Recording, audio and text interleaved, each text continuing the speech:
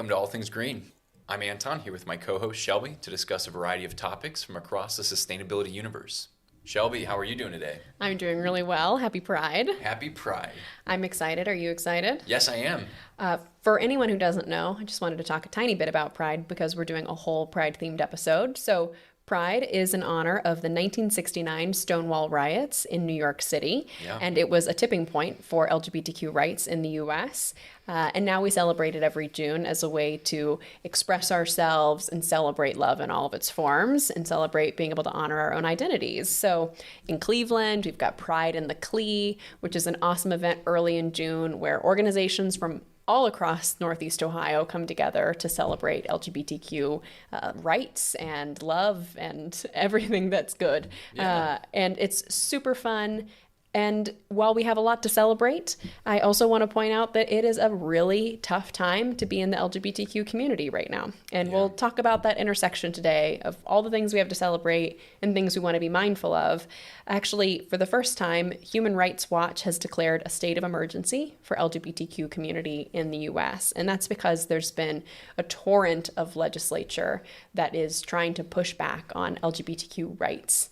And so I just want us to be mindful of that as we go into this really celebratory episode, to also be mindful of why we're going to talk about the intersection with climate change, because we might not often think about sustainability and the LGBTQ community as two things that intersect, but just like everything else, they really do. Yeah, 100%. Thanks for kicking us off with that intro. Absolutely. Let's get into our first segment. I'm excited. So, Grist wrote an article recently about some queer scientists who are wanting to tell people that nature is gay sometimes. I love it. Yeah. The two main talking points in this article is talking about the gender binary. Things are just male or just female. We know that there's more than that, right? Yeah. The other point is going to be talking about heterosexuality in nature and how actually nature is gay. Like there's like some like homosexuality in nature also. Yeah. So animals, they're just like us. Yeah, exactly. Right. So let's get right into it. So yeah, I'm excited. I think the first cool thing about the gender binary, a lot of the people who are talking about trans people not being valid men or women or non-binary people, we see that in nature, animals actually switch their sex all the time. Yeah. So one example is the clownfish. I've actually heard this a little bit, like people talking about Nemo. Yeah. I don't know if you heard about this, but like... No, wait, tell me the overlap with Nemo. So like, okay, so Nemo's a clownfish. For Finding Nemo, for anyone who doesn't know. Yeah. And then the dad's also a clownfish. And like people are like, actually when the male would actually transition to like the female, sometimes for the purpose of reproduction. Oh, so Nemo's dad could also be a mom. I mean, that's just right. like what people say, you know? Sure. Like, but science would actually tell you, yeah, for real. So pawpaw trees, they actually also change their gender during the summertime, sometimes during like reproduction. So instead of being pawpaws, they become mamas. Oh, that's too easy of a joke. Yeah. I knew that you'd bring pawpaws into this. Yeah. I didn't actually know that they could do that, but I knew you'd bring them up somehow. Yeah. But basically, whether or not people think that trans people are valid, that's kind of stupid. Like, trans people are valid. And even if this wasn't seen in nature, which it is, like, people's experiences are totally valid. Yeah, those are lived experiences. And so we should trust people based on what they tell us their lived experiences are. But this also further backs up that it's existed for a long time across nature. This is not a new thing, as we often see accused. Oh my gosh, well, everybody wants to be trans now. No, it's really hard to be trans in America, actually. People just are trans in the same way. Yeah. Well, I wouldn't say the same way, but we can see it in nature too, that other species are able to and do often shift their gender fluid. Yeah, exactly.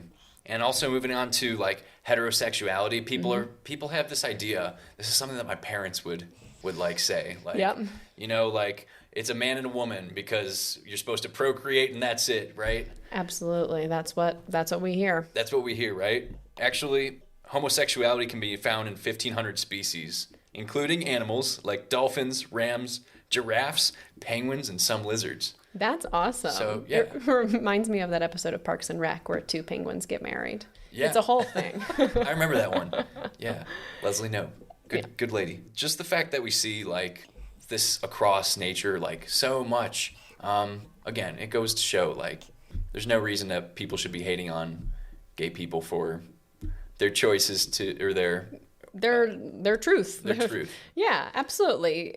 Again, we're not trying to say like, okay, now we think it's real because we can see it in clownfish or we can see it in giraffes. Right. We're not looking to nature to validate someone else's lived experience. Right. But I think you're giving us some evidence of the fact that it goes well beyond humanity, that the binary of sex and gender is not seen in the animal kingdom, or at least not strictly across the animal kingdom, and neither is the binary of like straight versus gay. You have animals and other species that show that homosexuality exists, and it's nothing to be afraid of. I hate that term homophobia because I don't think anybody's actually afraid of anything. I think it's just hatred. Yeah, it's just hatred. Yeah. That's exactly what it is. Mm-hmm.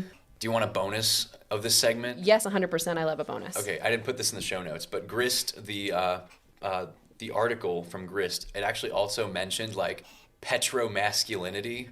And if you kind of put this together, it's like guys that basically like love their big trucks and burning oil and stuff, and like they're like so like hyped up about like destroying the environment or something. It's kind of weird. Yeah, I heard that sometimes folks from like the anti-climate movement who drive those big trucks will put like chemicals so that it looks like more smoke is coming out. Oh, are you serious? So yeah, like almost looks like your truck is broken, but it's this like big middle finger to the environmental movement. I also drove by one of those trucks on like those huge risers, like those enormous tires where the tire had totally just come off the other day. I can't judge that person's experience, but if we're talking about petromasculinity, I felt it a little bit as I drove by and then went, He was fine. Otherwise, I wouldn't have laughed. Well, that's all I have for my first topic, Shelby. Awesome. Give me what you got on the second topic. Yeah, so I wanted to talk a little bit about inclusivity within what we're talking about all the time, which is sort of the sustainability movement and environmentalism. When you think about who you normally see on documentaries, shows, advertisements from companies that are about the outdoors, like who's the person that you think gets the most representation? Oh, it's like the tall, skinny white guy in the Patagonia jacket. 100%. There's nothing wrong with that guy, but it's kind of the same guy over and over and over again. And so there are a lot of folks in the LGBTQ community who haven't necessarily felt very included in this movement. A lot of people have carved out their own spaces and created their own communities, but there's been this larger movement to try to be more inclusive. And one example of that is that Audubon, which I'm sure you love as a birder, is an organization that is really trying to create spaces, including their LGBT initiative, which of course, lesbian, gay, bisexual, transgender, but also let's go birding together. I love that. Yeah, so it started in 2016 as an effort to be more inclusive in the birding community, to create spaces that were really intentional. And also, I love this because birding is sort of this like low barrier to entry way to get outside. So the initiative started in 2016, but last year they partnered with one of my favorite influencers, Patagonia.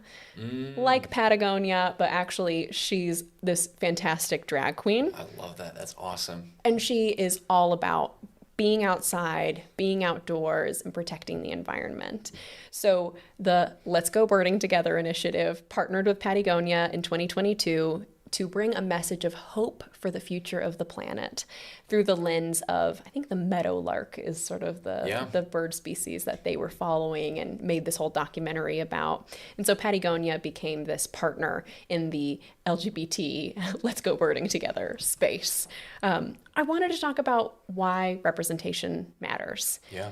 We see this outside of just the LGBTQ community. We see this when we talk about racial justice as well.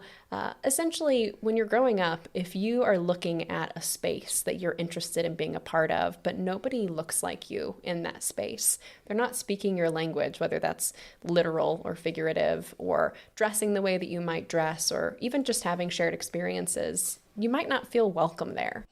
Whether that's real or perceived depends on the person in the group, but I know, for example, growing up as a woman, looking at all of our line of presidents and thinking, those are all men, it didn't really seem like something that was achievable for me. And that's being a little dramatic in comparison to a birding community, because ultimately it would be really hard for me to be president, not just because I'm a woman, but because it's the top job in the U.S. There are a lot of reasons that I might not be president, but, I couldn't see myself in that. Sure. And the LGBTQ community also didn't always see themselves in the sort of outdoorsy community or in the environmental movement.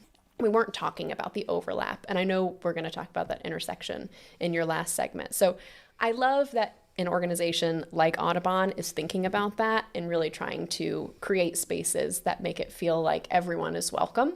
And birding in particular, I'm sure you noticed in 2020 that birding sort of picked up in popularity. 100%. Yeah. You'd been a birder for a long time, right? Actually, I started in the pandemic. Yeah. So tell me about that. Like, what made you feel like that was something that you wanted to get into? Yeah, like my grandma actually was a birder for a very long time. And so with COVID, there was nothing to do. And I was just like, I want to get out more. And then you start hearing all these bird calls and stuff, and you see things flying around. So I got into it that way. Exactly. It's this outdoor activity that you can do. Being outdoors is great for our mental health. Yeah. It also helps us appreciate the nature around us. You don't have to be a mountain climber to do birding, and you can do it in your neighborhood. And so I love that that's an initiative. I mean, Audubon is about birds, but still to take something that has this low barrier to entry and introduce that as a way to create inclusive outdoor spaces, I think is great.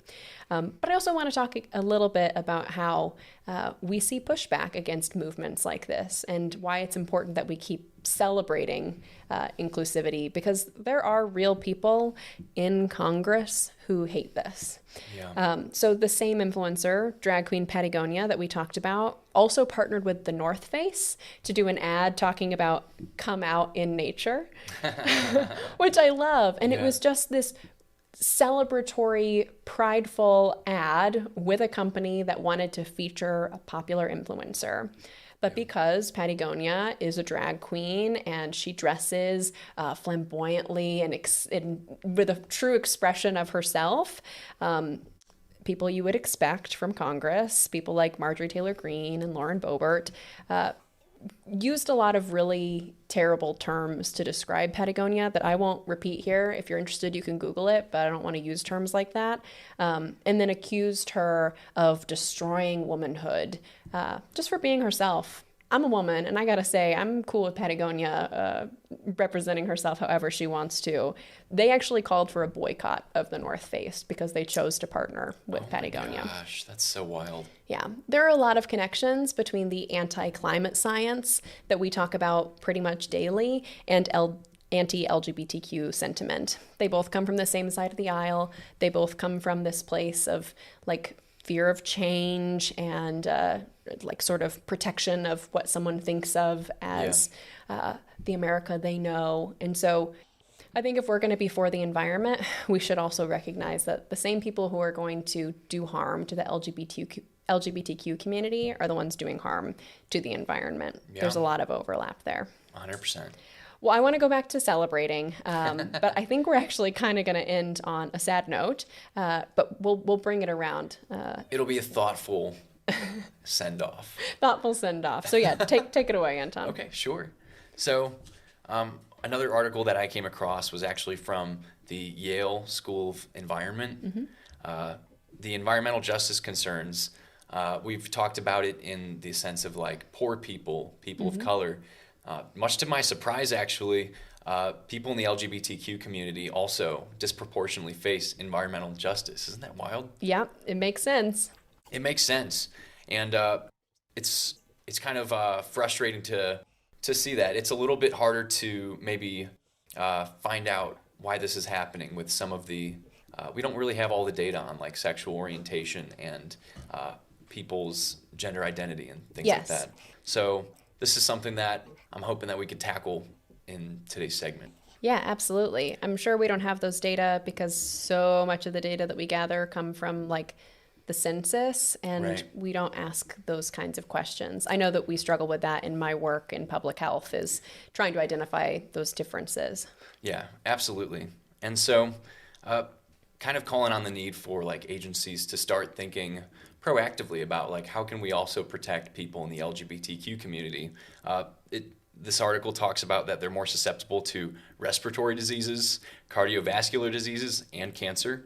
I thought that was just really interesting. Like all three of those categories are higher than any cisgender heterosexual population. Yeah, that makes sense. I know that you said we don't have all the data, and I'm sure this is really complicated, but I can imagine that it comes from all sorts of different associations with discrimination. So you think about trans youth that are kicked out of their homes, or, gay youth that are facing discrimination in the workplace. And that kind of trickles through a life of more association with being low income. We see associations between being low income and living in areas that have worse environmental health outcomes. So all of this sadly makes a lot of sense to me. Yeah. And so how can our agencies, be more proactive about being able to maybe not necessarily collect this data, but be mindful of it. Be mindful of protecting the LGBTQ community. Yeah. In when they permit these bad facilities, like anything from pyrolysis to coal to fracking. We've talked a little bit about this in our intersectional environmentalism segment, and in a lot of the ways that we see that environmentalism is also like a race issue. Yes. It's also a gay issue as well. Yeah, absolutely. And, you talked a little bit about collecting data and saying, like, how do we be more thoughtful about this? Sometimes I think it is collecting data. I'm not saying every survey should have to ask me my gender identity or my sexual orientation. Sometimes that can feel like it's putting someone in an unsafe position to disclose those kinds of details. Yeah. But if we don't have data, we also can't disaggregate. So where we are collecting data, sometimes it is relevant. And I know when I lived in Austin, there was a community needs assessment for the LGBTQ community. Actually, specifically, it was for the older adult LGBTQ community, because I sat on this coalition for older adults. That's cool. And it was fascinating to see the kinds of things they uncovered as specific needs for that community. And I wonder if we could do something similar, looking at all sorts of needs, but particularly environmental health needs. Yeah, absolutely. So we also want to lift up our environmental activists that are in the LGBTQ community, students, organizers, people like that. The person that was mentioned here in the article in the Yale Environmental School of Law was Leo Goldsmith. He's a member of the Latinx community who also identifies as queer and transgender. He chaired the Environmental Justice Organization at Yale. And during his time at as the chair of the organization, he actually organized an event in 2019, the Queer and Present Danger in the Context of Climate Change. So I think that's so cool. I would really encourage young people and college students to try and organize something like that. Because sometimes with crazy things happening, like these bills passing and state legislatures, it could be so daunting. But the fact that we have our own agency and the ability to change minds and have dialogue is much more important than people realize. As a Gen Zer, I think it could be really difficult to get bogged down with cynicism and all that. But props to Leo Goldsmith for putting that event on. I love seeing young organizers. We've talked about it before. So really grateful for folks like Leo who are doing the hard work and making sure that these issues are brought to the forefront, and with clever names. Queer and Present Danger. I'll take it. Yeah, pretty awesome. So thank you so much for talking all things green with me today, Shelby. Can you let our viewers know how they can keep in touch with us? Absolutely, I can. If you'd like to stay connected to us, please be sure to follow us on Instagram and TikTok at One Planet Media. That's ONE1. And if you'd like to rewatch full episodes, check out our YouTube channel, All Things Green Show. You can find all of our sources from today's episodes in our show notes. We'll be back at the same time next week to bring you more news. Thank you so much for being a part of the global sustainability movement.